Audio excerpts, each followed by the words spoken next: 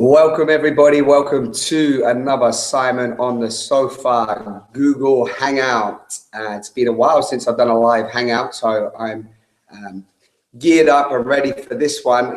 I'm starting to be a little bit more selective and maybe cherry picking a few of these conversations for you. Before we begin, I'd just like to say thank you to my patrons. I've recently launched Simon on the Sofa onto patreon.com, which is a way that the people that have been following the Sofa, you beautiful people out there, you know who you are, can now support the Sofa to continue, for me to continue to get great people onto these conversations and also to invest into some new equipment, which I was just saying to Kevin, because he's showing you all the microphone that I want to get next for my channel. So I just want to say a couple of things about the call tonight. Because, I heard recently that if I don't grab your interest in the first, maybe I've already lost it, 30 seconds, then maybe you don't stay. But most of you are quite familiar with the Sofa. But any newcomers, Kevin has inspired me no end by an amazing article I read recently saying that if there's one way to save the world, it is this. And then that led me on to read that article a number of times, share it with a number of people in my network, mostly parents that I know and I'm in a close connection with. Hearing their feedback was phenomenal. Then I went on to check out his beautiful website, Reboot Your Kids. And just my partner downloaded his book. It's halfway through reading that book that's on his website at a super affordable price with so much jam-packed information. If you're interested in your care for your children, your love for your children, how to be great parents, how to reboot your consciousness and how to bring children into the world, then tonight I think you're going to enjoy this magnificent conversation. I'm calling it magnificent and we haven't even begun. So let me just introduce Kevin and say, welcome Kevin. Thanks for joining me on Simon on the Sofa. Thank you so much for having me. That's a great introduction.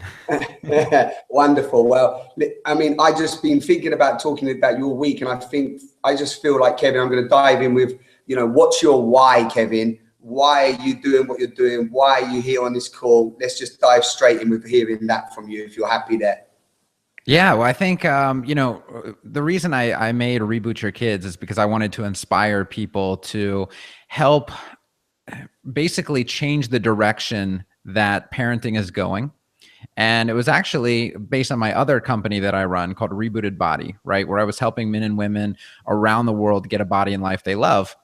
And I do that through real food and functional movement and behavior psychology. So helping them authentically change habits in their life. And what happened was, after a while, I was getting great results with so many people, but they were wondering, how do I apply this to my children? Because we have this idea that kids are picky and they're not going to want to buy into this stuff. They don't like anything that's healthy and so on and so forth, right? So I was like, well, that's a great topic, actually. And I didn't want to just start telling people, giving them tips basically about how to implement this with their children, because then they could take that and they could do it in any sort of way that they think is right. Maybe they use punishments, maybe they use rewards and bribery, maybe they, any number of countless quote unquote strategies that people use with kids. So I was a teacher for many years, and I have a lot of ideas about how to parent what I call authentic parenting. And authentic leadership of children. So I kind of tied the two together of solving this issue of how do people help inspire their kids to lead healthier lives, and not just physically healthier, but psychologically healthy lives as well. And I wanted to jump in and show them how to do that in the way that I think is best and most productive. Yeah, beautiful. Okay, well, yeah, let's continue there, because I mean, from reading that powerhouse article, one of the things that I've been, I suppose, advocating or saying or sharing along, with these conversations that I create and people I meet and, wherever I show up, is that, the next generation, right? It's all about the next generations, or even let's go as far as saying, if we can consider the next 100 generations, right? Let's look at really what we're doing here, what we're leaving, what our footprint is in how we show up as individuals and in how we can then show up for our children. And just going to throw a few things in there with you. I don't have a child myself. I know you do, but I'm currently with you could say my playmate, my partner in crime right now has a child who is 2.5 years old. And I've had the privilege of living with her for 1.5 years. And I say privilege and also extreme challenge, right? Yeah, absolutely. Because, you know, because I've come into a relationship, and then I'm not just coming into a relationship with the woman who I've fallen in love with. I'm coming into a relationship with her child. And my father left me when I was 1 year old, and then I had a stepfather. And one of the things it's taught me is that, and you said something so beautiful in your book about how forget where these children are from or whether they've got what father or whatever. You're meeting this individual, this beautiful being right here, and how are you showing up, right? So I just want to say that's a little bit of my background where I'm at right now with children. And so maybe you want to either speak to that, or we can then look at like the psychology of the way that we treat children. Because one thing that I've noticed, Kevin, is that I started to notice that, wow, I was reacting in ways that I didn't want to react, even from my sort of conscious awareness of how I'm thinking that, you know, I want to show up, and then noticing that mirror reflection of how parents are struggling, and in that struggle, just not knowing how to react and respond to their children. So just following the sort of indoctrinated, conditioned way. Does that make sense? Yeah, absolutely. And this was the same thing with showing people how to authentically get a body and life they love. Most people are just in this program that I call it, which is why, you know, my company is called Rebooted Body, because I literally reboot people's body and their mind, right? Because they're in the state of programming where they're just doing what was done to them. And it's the exact same with parenting. So we grow up, and this is probably the most important aspect of being a human being, is raising the next human being. But what is the level of thought that's actually put into that? And when you look at it across the board, there's not a lot of thought that's put into it by most people. They just have a child and then they do what was done to them, and there's no thought whatsoever. And the way we look at children is a little bit broken. We kind of look at them as property. We kind of look at them almost as, we apply the same strategies that we would apply to animals, like dogs that are domesticated, you know, these obedience type training almost. So where we're trying to get them to respond positively using treats, and we're trying to get them to stop doing things using these punishments. So it's really, it needs a much deeper level of thinking. And the reason I wrote the article, so the whole premise behind it is, we look at a world that most people would agree there's a lot of broken stuff about the world that we live in. And we're always looking for ways to fix that. And we're creating governments, and we're going to war, and we're doing this, and we're doing that. There's all these external ways adults are trying to fix the planet and everybody who lives here.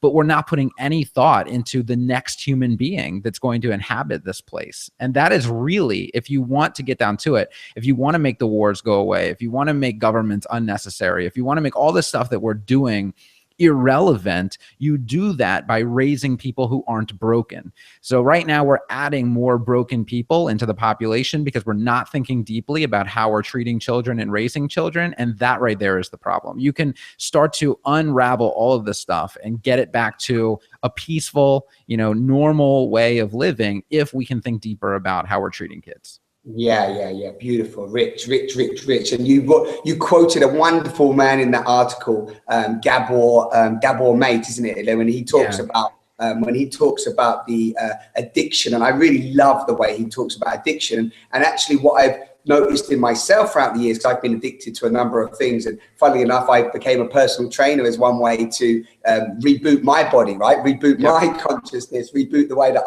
I viewed my body. And training and health and nutrition, and understanding carbs and fats and proteins, because, you know, that's part of our main life, and half of us don't even understand what's going in our body and how food is fuel and so on. And then when it comes to reading your article and now reading your website and looking at other stuff that you've written, I haven't yet listened to some of your podcasts, but that's on the cards as well, because it just looks like you've got such. Sorry? Yeah, I said you're missing the best stuff right there. Yeah, get on those podcasts. Yeah. No, because you know what? I know you're not just saying, you're saying that genuinely, because just looking at the titles of them, podcasts, I shared them with DARA, and it's like, wow, look at those. We've got to jump on those. And they're just, it looks like you've just got such a rich resource there. So what I'd maybe like us to explore, because this is something I talk about a lot, and I don't know if you use the word pain body, but this emotional pain body that we have that creates the addictions and the emotional dependencies, the codependency, the neediness, the blame, the shame, the guilt, all of this stuff that's built around us feeling unworthy at the core, and then through our fear to actually change, our habits and addictions, because often they're subconscious and we're unaware of them. This sort of creates such for me, a bridge of almost like just pure suffering. I know Buddha said life is suffering, but when it comes to rebooting ourselves, what I noticed, Kevin, and I'd love to hear what you've experienced by working with people firsthand, is just so much resistance. So I'm going to leave you there and just see what comes up from that. Well, there is resistance because it challenges everything that they thought they knew about themselves and that they thought they knew about the world. And when it comes to parenting, there's an extra layer of challenge, because when somebody raises you for 18 years or whatever the number happens to be for each individual person, there's some sort of us looking at our parents and not being able to say they did some things drastically wrong, right? We almost want to just wipe this slate clean, and maybe we recognize, okay, and this is the famous phrase, right? They did the best they could. And that's what people stick with. And that's really unfortunate because, and I actually wrote an article about, I don't know if it's still published, but I wrote an article about this where I said, did they really do the best they could? Like, what proof is there? What evidence do you have that they did the best they could? Because having a child and just carrying out the cycle that was done to them is not doing the best you could. Like if you're going to have a child, doing the best you can is thinking really deeply on this, researching, doing a lot of reading, doing a lot of talking to other people, doing a lot of listening to other people who have been there, trying to collect some wisdom, not just saying, oh, I'm going to give this a good college try and we'll hope it turns out okay. And that's what the majority of people's parents have done. So I don't think you can fairly say they did the best they could unless they actually did many of those things, right? And then maybe they came to the wrong conclusions or whatever. We can go from there on that point. But when we have a deeper level of discussion on this, we can't hide behind excuses. We have to really look at what was actually done, what could have been done differently, what should be done differently going forwards. And we have to try to peel back that layer of resistance. It is our parents. We are close to them for the most part. It is hard to say that they could have done things differently and better and more productively, but that's something we have to do because your children's future depends on that level of honesty. Yeah, Rich. Yeah, and that level of honesty, that level of transparency, if you're using a word that I love to use, that is actually, it's you say this on your site as well, and you say it on your about page, that there is no blame here on this website, and it's not about shame, and it's not about saying you're a bad person and you've done it all wrong, right? It's about actually saying, hey, listen, there is a different way. And one of the things I've been noticing more and more with the conversations I've been having, Kevin, is that people in our society still to this day, two things come up for me. One is that parents do not go into parenting with any conscious awareness of what parenting really means. Now, I understand we don't have a book to tell us. I understand that people get pregnant and, all of a sudden you're parents. But I mean what it means in terms of what you're pointing to as well, in terms of the co-creation of evolution, this like creating community and society and life on a whole, right? This is you're bringing a life form into this world that is going to be an expression of unique life, right? It's going to be an expression of creative force. And people bring children in with all this numbness and unconsciousness around themselves. It's like unknowing, uncertainty, a whole heap of unfulfilled dreams of their own. And then they just like project onto their children. And number two, what I've noticed in my explorations and conversations is that our society still does not respect or honor parenting as a, well, I don't even want to call it a job, but as it's just an amazing thing, right? The minute you say like, oh, I'm a parent, or maybe I'm homeschooling, or whatever, I'm doing something like this, people look down on you as if like, well, parenting, but what are you actually doing? It's like, what are you doing with your life? Right? Yeah. So, or there's an apology, right? Oh, you're a parent now, I'm so sorry, right? So yeah, there's another level to that there. It's totally true. And like, I suppose what we're talking about, and maybe this is why I love that, you found reboot. And I think reboot is a great word, because when we think of computers, and we got a virus, or we've got some problem with the computer, we rebooting it's one thing, but it feels like what we have to do is we've got to uninstall the program. Yeah, right? Yes. That's what I say. Yeah. First we reboot, and then we reprogram. Like, we reprogram everything that's going on inside the system. But I mean, the first steps, you got to turn it off, and you got to turn it back on, and then let's get started with where to go from here. Yeah. And what to install. So I'd love to maybe, I'm going to throw this in there, and I know you cover this, but if there's anything coming up for you, by the way, Kevin, we have this little time together. So if you feel that you really want to say something anytime, don't worry if it changes the direction. If you want to get a message out there to the people listening, the viewers that come on Simon the Sofa, I love to bring them people like yourself that are daring to be great. So just feel free that this is our time together. We may not speak again for who knows how long. So anything that you feel that needs to be said, just don't hesitate to throw that in there. With that in mind, is there anything that's coming up for you? I mean, right now, when you talked a little bit ago just about preparing to have a child, and how much do people really think about all the ramifications of that, I think that's a really important point. There's a lot of people who are getting pregnant by accident. There's a lot of people who do actually plan it out, but maybe they're not in a position yet. They don't realize that they're in a really great position yet to have a child, because the majority of rebooting, it's funny because it's called Reboot Your Kids, right? But you can't reboot your kids until you've rebooted yourself. And that's where the majority of work needs to be done. What I would love to see happen is people doing a lot more work on themselves before ever having a child, because that's going to be the biggest impact on your child, right? And again, it's one thing to fix something that's broken. It's another thing to just not break it in the first place. So if you can do the work on yourselves, you're going to be able to raise a child that you don't break in the first place, and then they don't have to be fixed later on.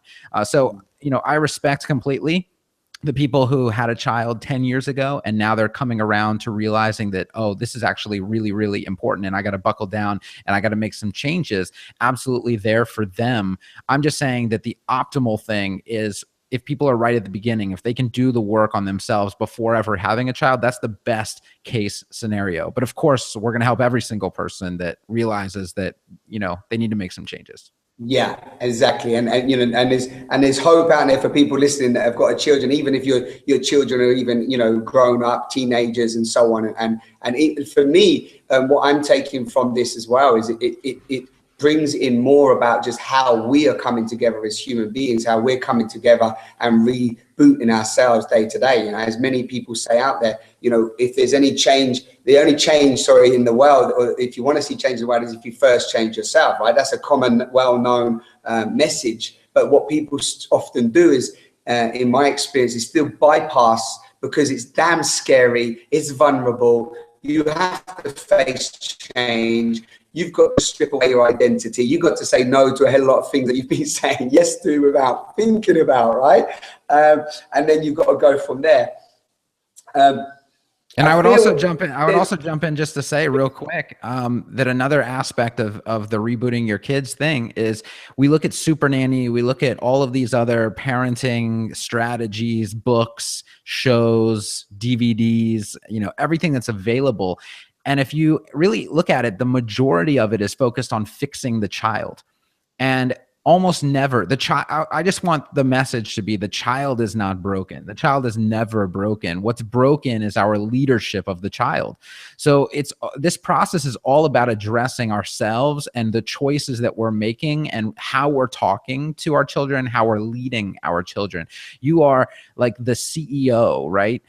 You have to make sure that your family is basically, following very clear principles. And if your family, and I'll just say your kids in this instance, if your kids aren't quote unquote behaving the way that you think they should behave, or the way society thinks they behave, or whatever, or they're not being virtuous, maybe they're lying, maybe they're stealing, maybe they're, just doing things that you think quote unquote need punishment, you really have to look at yourself as a leader. Like, where have you gone wrong in the leadership strategies that you've been employing that have led to this point now? Because it's nothing to do with your actual child, nothing to do with your actual child. They are not broken. They are not wrong. They are doing what they have learned is okay to do, or they are doing what they have actually seen being done. So I talk a lot about modeling for children. That's the number one thing that's going to determine your child's future behavior, is what they see you do and how they see you talk and how they see you relate to other people, right? That's going to be the majority of where their behavior comes from. So it's always about looking in the mirror, and it's not about trying to fix, quote unquote, the child. Man, we should just stop there and just repeat and that last paragraph that you shared, and for the rest of the talk, job done. Good stuff. It's all people need to know. Yeah, but seriously, Kevin, I mean that in all seriousness, because what you just shared, that has to become a manifesto within itself. That has to become a program within itself, right? That has to become a new belief that reprograms the old subconscious belief. Not just because I'm saying, yeah, Kevin, everything you say is right, but from a place of like, that is just gold, what you just shared. So this modeling, I mean, I became a criminal and a thief because I modeled my elder brother and his friends. Right. Yeah. I didn't have a role model of a father around that I really respected. I respected my brother. I respected him but as my peer, as my teacher.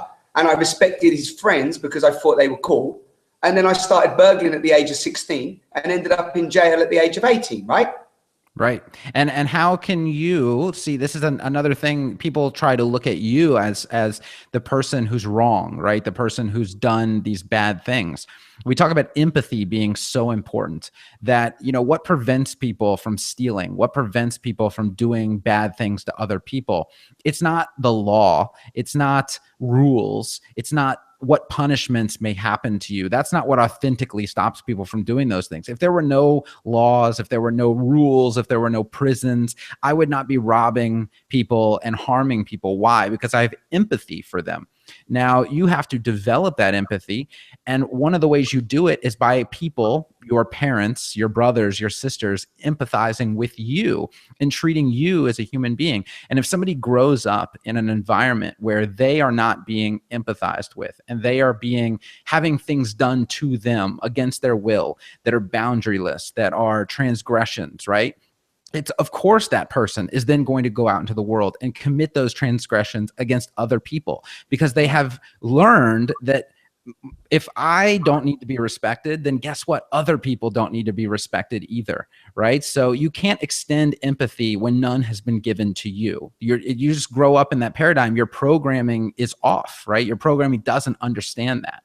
So again, exactly, it's not about the person. And we can even look at, murderers, right? There's a lot of serial killers who, if you look back at their past, the amazing tragedies that were done to them as children, of course, this person is completely disconnected with the entire world around them, and they have no empathy for anybody else. And of course, they became this person, but it's not about them. We should look back and say, wow, look what happened to them. Look what created this scenario. Let's try not to create that ever again. And people don't do that. They just look at the serial killer and say, hang them, burn them, whatever, put them in a prison. It's all their fault. And they don't look at any other circumstance surrounding that issue. Beautiful, beautiful, beautiful, beautiful. Boom. And from that experience of empathy, it was in 2000 and really sort of 2006, 2007, when I had another huge sort of change in my own consciousness, where I actually come up with just that. I realized that how could I ever have had consideration for anyone else until I had consideration for myself, right? Right. It wasn't then until I realized of course I didn't mind stealing and taking people's things and being a thief and lying constantly, because I didn't care about stealing things, stealing my life. I didn't care about how I felt. I didn't have consideration for myself and how I was really feeling and what was going on for me. I didn't have that connection to myself. And it was really clear. And I really like how you use the word reprogramming, because it's a word that I really I use a lot. And the reason being is because you're so right. The people that I was friends with and criminals with, they're not bad people. We were hanging out, and they were nice people trying to do the best they can, yeah, in that sort of unconscious state. Mm-hmm. And the thing is that, like you said as well, so beautifully, just to repeat this for the people viewing, is it's not I wasn't scared of the police, and yeah, of course I was scared of the police, and we feared jail and going to prison and all these other things, and getting beaten up and so on. But ultimately, I was driven by fear, and that fear was actually fear of survival, fear of not getting on in life, fear of not mm-hmm. being good, and fear that, like, you know, I'm going to somehow lose my life and my identity. That was what a lot of the thieving and all the actions of not knowing what to do and came from. So I mean, it showed up as theft, but it could have shown up as heroin addiction or anything else, you see? Yes, absolutely. Absolutely. It always boils back down to just the base human needs. And if you take a child and for 10 years or 12 years or 14 years, you disrespect them in a myriad of different ways, the only thing that they are going to realize as they grow up is, I am not worth it. I am not a worthy human being. I'm obviously not worthy of respect. I'm obviously not worthy of love. And then they go out and they become this person that society looks down upon, right? Because, I mean, who else could they really become? If you want to become something great, then you have to feel great about yourself. And if you haven't been treated great for 12 years of your life, and these aren't just 12 years, it's not like we took a 30-year-old and treated them badly for 12 years until they were 42. This is somebody comes out of the womb, like they know nothing else about the world. That's it. That's all they know, is that they are not worthy of respect. They are not worthy of love. And then how can we expect them to go have great relationships and treat other people well? It's just not going to happen. Yeah, exactly. Had you finished there, or did I jump in? Yeah, go ahead. Yeah. I mean, this is so. Yeah, for me, I feel we're talking about the core here, right? We're talking about the core of how we actually look at what's been. Like you said, we have empathy to look at what's been, look at all the abuse, the suffering, you know, the child abuse, the sex trafficking, you know, all of the outer manifestations of this core, you know, this core unworthiness, this core unconscious programs that we've all in some capacity either been affected by or found ourselves in. And then it's like stepping back and going, okay, how are we going to change that? Right. Yeah, absolutely. Yeah. And so we're talking about parenting. And the thing that I want to also highlight is that some people will look at the way that they parent and they'll say, well, you know, I'm not committing like gross transgressions against my children. I'm not doing anything major. But we still have to highlight the fact that there are still things that people see as minor that have a great impact on how a child grows up, and it will have a great impact on their ability to have relationships, their ability to see the world in a positive way and have empathy for others, and so on and so forth. So the two biggest ones, of course, are spanking and timeout. And I guess the third one would just be how we talk to our children in general, like the tone of voice that we use, the things that we say, our beliefs about the level of respect that they deserve. Those would be the three main things. But I talk about the hypocrisy of conventional parenting in my book, especially as it relates to spanking and timeout. So we have this idea that spanking is actually a productive form of punishment, and it will prevent a child from doing X, Y, and Z. And all the child is really learning here is it's okay to use power and violence to make other people do what you want done, right? Exactly. So if I'm the bigger person, then I can use my hand. And you know, I like how we changed the vocabulary. So it's no longer hitting, it's spanking. Like spanking's not hitting. There's some sort of difference there. I'm not sure what it is, but they insist that there's a difference, right? But that's what the child is learning. So, and of course, as adults, do we ever want to be hit? It doesn't care, what people actually call it. Do you ever want to be hit as an adult? And a 99.9% of adults in their right mind are going to answer, no, I don't want to be hit for anything. Like if I go to the office and I don't turn in my report on time, do I want my boss to just come by and smack me on the ass? Like, no, I don't want that to happen. So why are we doing it to children? And children are learning that that is okay. And how am I supposed to teach my child to have respect for other people's space and respect for other people's bodies when I'm not having respect for their space and respect for their body? So a very, very common thing. I think over 90% of parents have hit their children at one point or another. That is the lesson that's being taught, that it is okay in certain situations to do this.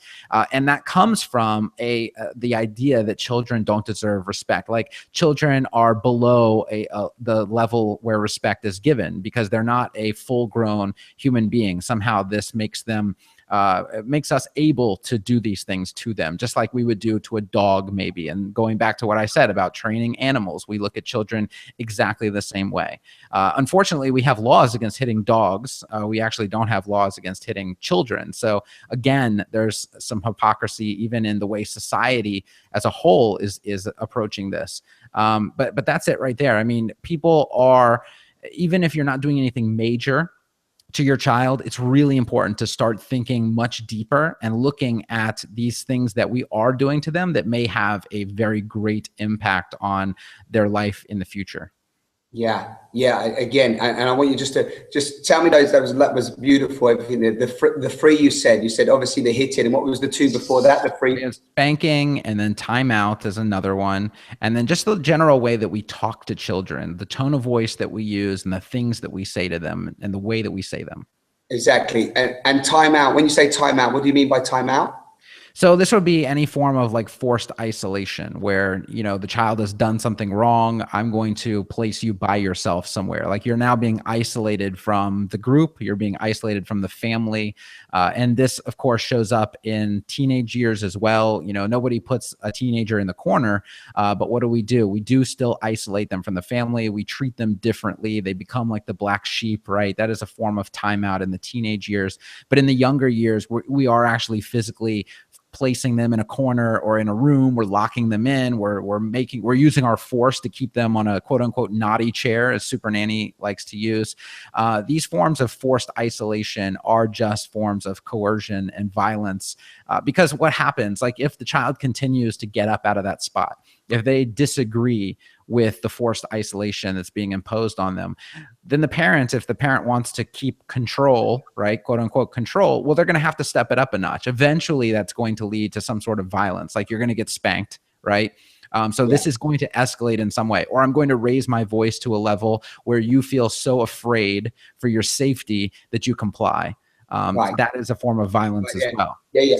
So but let's stay there. Go on, carry on. You were going to say something. Carry on. Yeah. So the forced isolation is a huge thing. It just is I would put it right in line with spanking, because forced isolation also comes with the idea that I love you, but I don't love you right now. That's how children see it. So they see this conditional love, right? Because if I really loved you all of the time, I wouldn't be doing this to you. The same comes with spanking. If I loved my wife truly, I would never hit her ever under any circumstances. Exactly. So children being hit or being forcibly isolated start to learn. Now, this may not be the message that parents want to deliver, but they start to learn that they are only loved when they act a certain way. Because if you truly loved me all the time, you would not do these things to me. Boom. Boom, boom, boom. I mean, like, I want to share with you that,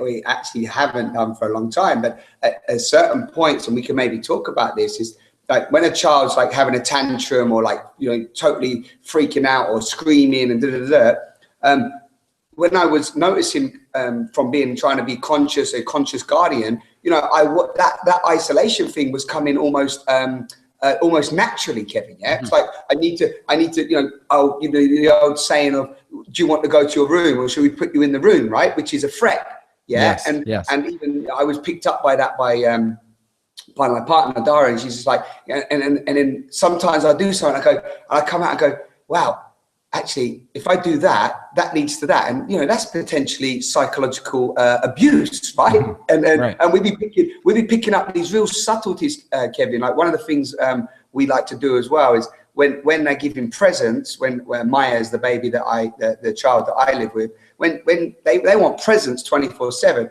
And if you're like they're talking to you and you're just like on the computer or you're on the phone or you're disregarding them in some way, that's another. I thought about this and I thought, actually, if you walked into the bedroom to speak to me or come to talk to me and I just ignored you, right? Mm-hmm. You'd probably say to me, Si, you got a problem, and I just come in, right? And you just blatantly cold-hearted me. Yes. But kids are different, right? So kids are like animals. Like if my dog walks into the room, I don't have to stop what I'm doing and address the dog, right? And I think people treat children the exact same way. A child walks, this is not the time to bother me, blah, blah, blah, blah, blah.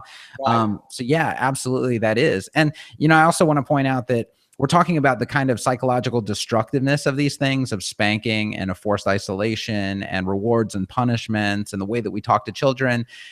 It's not just that they're damaging, it's that they don't work either. So people are under this myth, this impression that spanking works or that forced isolation works. And it does work in a certain regard, but we have to define the term works, right? We have to see what is our end goal. So if our end goal is to create an adult human being that's 100% obedient, that does whatever the authority wants them to do, then yeah, a lot of these tactics do work. That's probably the worst thing that an adult human being can be though, right? That's where a lot of the world's problems come from, is just complete obedience to whatever the authority says. Right. So that would be number one. Number two, what it's going to work to do is it's going to create a child that rebels against you and is completely disconnected from your family. And we see this all the time where a child reaches the teenage years and everybody's complaining, oh, my teenager's out of control. My teenager doesn't want anything to do with me. Well, of course they don't. If we, rewind the tape and look what they've just experienced for the last 14 years, of course that they're starting to disconnect from that and rebel against that and try to become their own person and become independent and get as far away from that paradigm as they possibly can. If you come back to parenting with authenticity and you avoid using the forms of coercion and violence and punishment and rewards, the main thing that's going to happen is not only will your child grow up to be a very virtuous, kind person, but they are going to be extremely connected to you as parents going forward for the rest of their life. You're not going to experience that part of their life where they are trying to get as far away from you as possible. So it may be challenging in the short term because there's going to be lessons that need to be learned, and your children are going to have to learn those sometimes in difficult ways. And you're not always going to be able to get your child to do what you want done, right? But nobody has already said that what you want done is the right thing or what needs to have happen, right? Maybe the child's decision right now is the right thing for them. So who are you to say that, right? But it's the thing that parents are worried about is that the parenting process is going to be out of their control. And that's absolutely not the case, because what your child is going to learn is this is a complicated world, and I do need a real leader in this world. And who am I going to turn to? Well, I'm going to turn to my parents because they've shown legit leadership skills. They've taught me about the world, not through spanking and forced isolation and yelling and screaming and threats and punishments and rewards, but they've taught me through authentic practices of leadership, and they've treated me like a full human being. Of course, I'm going to turn to them in tough times, right? Yeah, and that's what we want as parents. It's all we can ask for. Yeah, it's amazing. And for me, and I hope for you wonderful people listening tonight with us live, and thank you for joining us live as always, and those that pick up on the replay, like I can really see, for me, it's very clear to see that transition, and maybe what would be lovely. And again, I really love the way you break it down, Kevin, and I'm sure everyone listening to does as well. So maybe what would be really nice for maybe the people listening who have children and are in this space, or even people considering to start to re-implement this new conscious way of approaching parenting from this lovely, I love the way you say leadership, you know, like coming from this space of leadership, like creating leadership within ourselves and authentic leadership, not this dominating way of leading people through, like you've beautifully described. I don't want to repeat what was so well presented, but maybe what would be nice here, let's talk about a few of the different ways, if you want, Kevin. So for example, I'll share a few things. So for example, when a child comes up and they're really excited and they're like happy to do something, we don't say to them, oh, great, that's really good, well done, you're just so good. And then when they're not excited, we're like, well, you need to be excited. Why are you excited? What we often say is just one term that we say is, how does that make you feel, right? So right. We're checking in with them and saying, how does that make you feel? So we can really connect with them and be with them. The other thing is when the child's really saying, look at me, I want some sort of acknowledgement. We don't go, yay, great, you look at you, you're so amazing. We just say, I see you. And we just acknowledge that we see them, yeah? So that we can, you know, and one other one I want to throw at you, and I'd love your advice on this is when Maya's screaming or she's frustrated, we don't just try to snap her out of the frustration. What we try to do is allow her to be frustrated and just say, hey, you're frustrated right now and that's okay. But I'd love to hear some other pointers from your perspective, because I know there's parents out there that, you know, they don't know how to get their child to maybe stop crying or maybe behave a bit without, you know, shouting at them or raising their voice. So are you happy to dive in there for 5 minutes or so?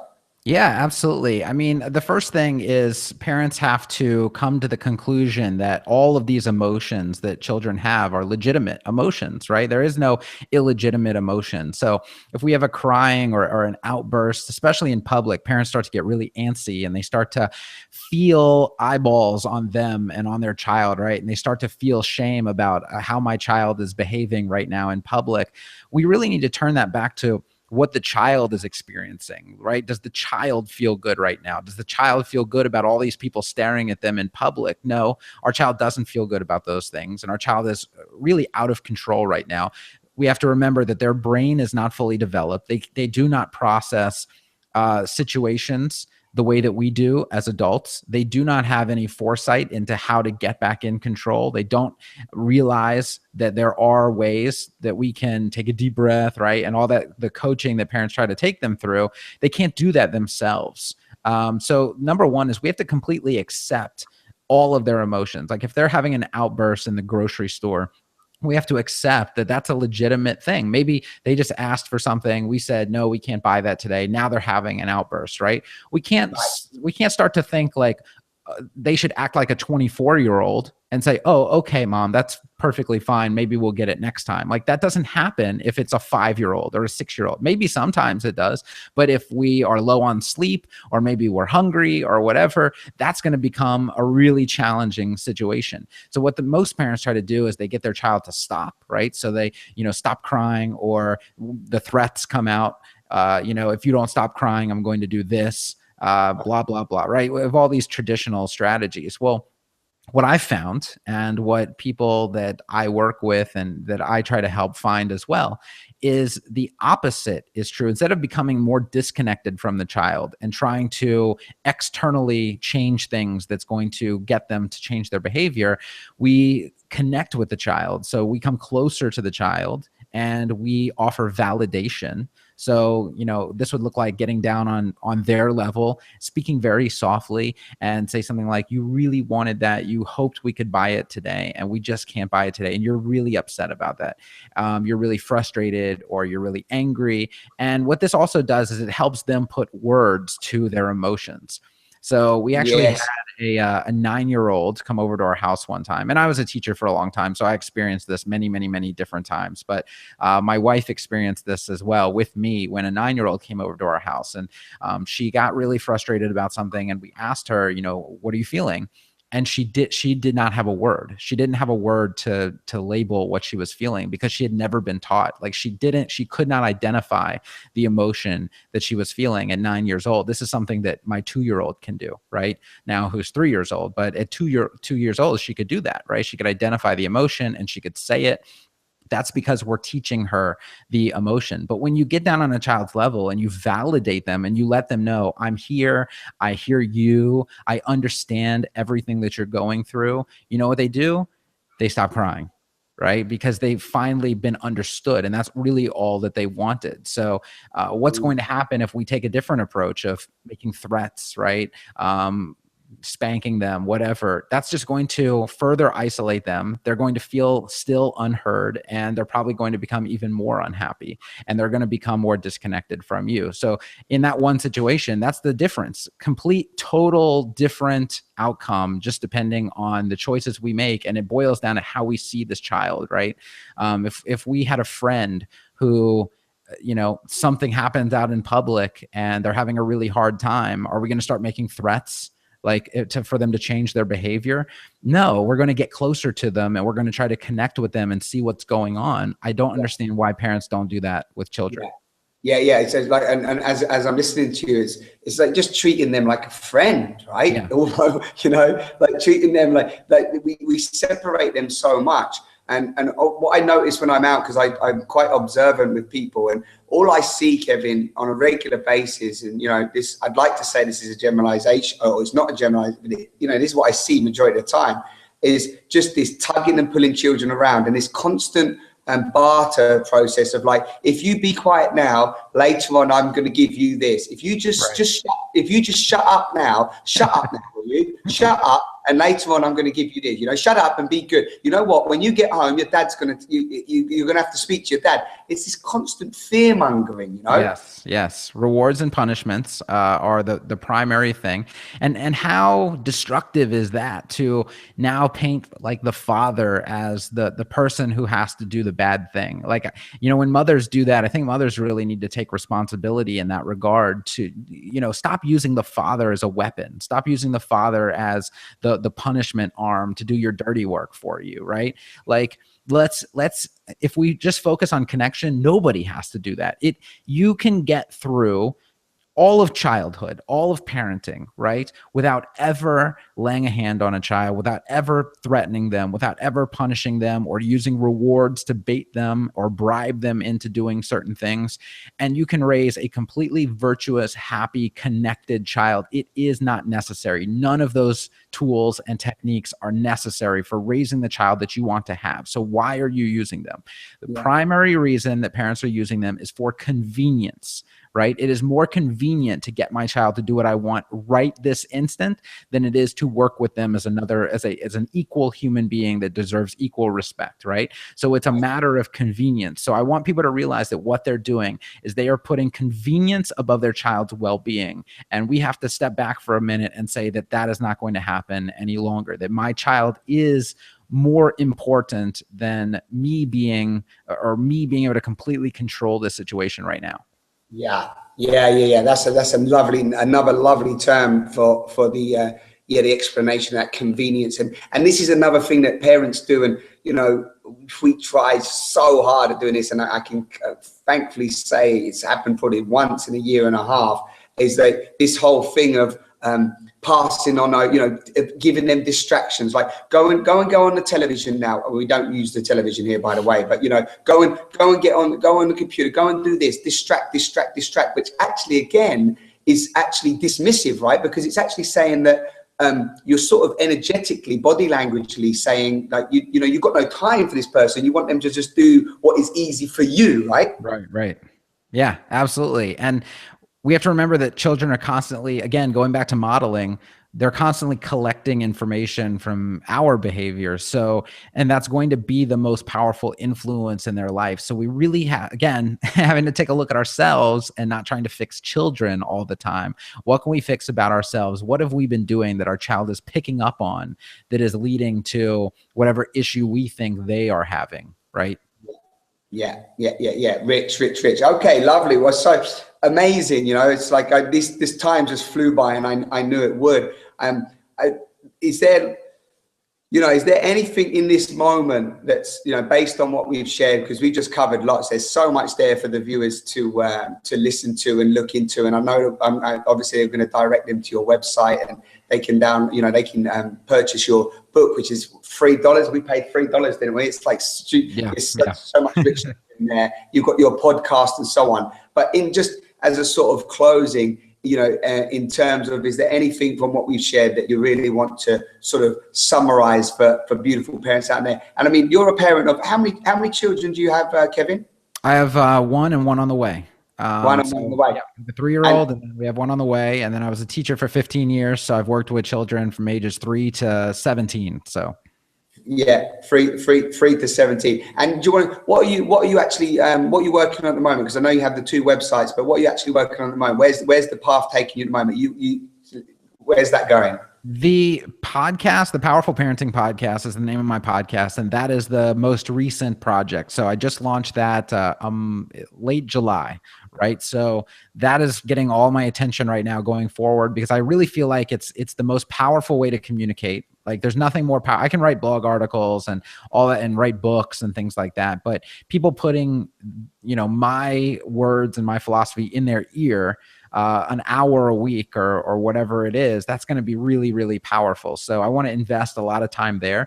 And I'm starting to mix in a lot of interviews as well. So most of the shows are going to be a Q&A style show where I take a question from a listener and I answer it, and I give a lot of gold in those answers. Those are nice and short and sweet episodes, probably 10 to 20 minutes long. But then I'm going to start mixing in some longer form episodes as well. Longer conversations. We just did our first one, which is called School is Not Education. That was a great roundtable discussion. So I want people to definitely go check that out, but they're going to get a lot of value in the podcast. Wonderful. That sounds great. And do you speak to different people that you meet along the way? Do you speak to just parents in the field, people you've worked with, or is it quite open like that? Yeah, I'm always talking to parents through email. So I'm getting questions all the time, and I'm emailing them back. I talk to parents. Of course, we have a children's group in real life here. So I'm always interacting with parents. And that's another thing that I wanted to say was, people are going to listen to this, and the thing that I want them to understand is there's no cookie cutter approach, right? There's no approach that's going to work for every child. And that may be an objection that some people have. Well, oh, who's this guy? How does he know it's going to work with my child? And here's the difference, right? That if you go to like a super nanny for your, instruction in parenting, they are going to give you tools and tactics, right? I am not giving tools and tactics. Now, I do when I'm answering a very specific question about a very specific child or age group, I'll give a tool and a tactic. But for the most part, like if you go read my book, there's not one tool, there's not one tactic, there's not one strategy in that book. What there are principles of how to treat children as human beings, right? That is the underlying principle. Now, how I deal with one situation on Monday versus another situation on Friday could be completely different. And it's going to be completely different depending on the child and what the child needs and the details of the situation. That's what I want people to understand. But guess what? The principles that I lay out never, ever change, and they cannot be broken. So that is the main part of my message that's most valuable, is getting those principles in order. And then as long as our tactics that we choose to use are in line with those principles, then we're gold. Yeah, beautiful. Yeah. So it's like having that principle outlay. That's like your foundation, and then you're going to be fluid and moving and dancing with your own experience, and also finding your own gold along the way, right? In terms of how you interact with your children and what you pick up along the way, and then bring that into your conscious parenting and moving forward. And just one thing, I'm going to be cheeky and just ask another question because we didn't get to it, but I've got you on this call. In terms of there's been lots of talk around homeschooling and home education and getting out of the school system, because a lot of that's indoctrinated and institutionalized. I mean, even if you say there's a podcast you've already done on this or whatever, but what's a little Kevin's philosophy on that? Yeah, a little insight. Yeah. Definitely go listen to the podcast episode that I did on it, because it's over an hour long. Great discussion on all the foundational stuff about this. But the bottom line is, I think first of all, the title of the episode is School is Not Education. So that's the biggest myth that there is that school equals education, and that education doesn't happen outside of school. Right. And completely the opposite is true. If I wanted to truly get an education, school would be the last place that I would go. It does not align with how human beings learn, period. So then we have to look into the structure of school, how it's organized, and how teachers approach students, right? And if you look at it from an outside perspective, without all the bias and what you think you know about the school system, what you're going to find is that children are not treated very well, not by teachers and not by their peers. And what we're doing is we're locking them in a system where they're only with people in their age group, right? Where else in life does that ever happen? That never happens. So, everybody talks about socialization in public school. You don't learn socialization by being with people who are your age for 8 hours out of the day, right? And not being able to really experience what it's like to be with younger people and older people. And then you're in this system of complete obedience where teachers are like the police and school is like the prison, and you're told what to do and when to do it, and you have to ask permission for everything. How is this? This is not teaching kids how to live in a society. This is teaching kids how to live in a power over system. And, we could go into great detail. I did one podcast episode on it. I could do 100 podcast episodes on it. That's how deep the problems go with the school system. So, but that's a great place for people to get started.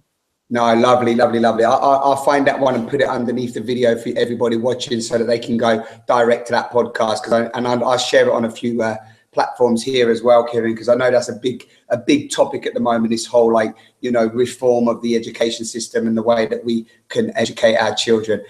Kevin, we've flown through this hour. I could speak to you for a very, very long time. I'd really love to have a conversation with you again, maybe in 6 months or so. I'm going to continue listening to your podcast. I'm going to start listening to your podcast and continue reading your stuff.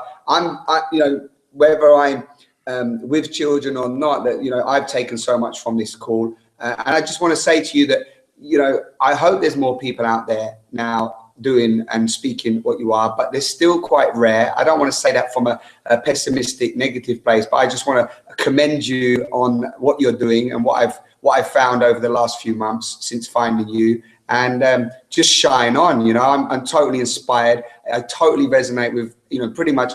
I don't want 99.9% of everything you said. I'm gunning for. I can just see how it can change all of us individually and for our children. So thank you so much. I don't know what else to say. I'm buzzed. I'm pumped up. I feel like I might go and have to do some testing. Well, good stuff. Thank you so much for having me. And if people are interested in getting more insight into specific challenges that they are dealing with, obviously we have a podcast that's Q&A based. So if they want to record a question for our podcast, I'll be happy to address that on the show. We also have a Facebook group called Reboot Your Kids. People can just search that, Reboot Your Kids Facebook group. And in that group, people are always constantly presenting unique challenges. And we're talking about how to deal with those challenges that are in a way that's in alignment with our principles. Yeah, I love it. I know that DARA's got a few questions going to be coming your way, so we'll be listening. We'll be listening out on them on the podcast as well. Listen, feel free to stay in touch. I'm gonna keep in touch with you, and just super buzzed, really inspired. And thank you to everybody that's tuned in with us today. Thank you for your continued support with Simon on the Sofa. As I said at the beginning, you can now become a patron of the Sofa to support these conversations to continue. There's 105 or more now, and I've got a whole heap of amazing people in alignment around permaculture, education, new community, new, more beautiful world our hearts know is possible, and trying to cherry pick people now for some awesome deep conversations of how we can really not just intellectualize how we can shift our consciousness and shift our being, but how we can actually implement it. So thank you again. Take care, Kevin. I'm going to end the broadcast. Thank you to everyone watching live. Goodbye.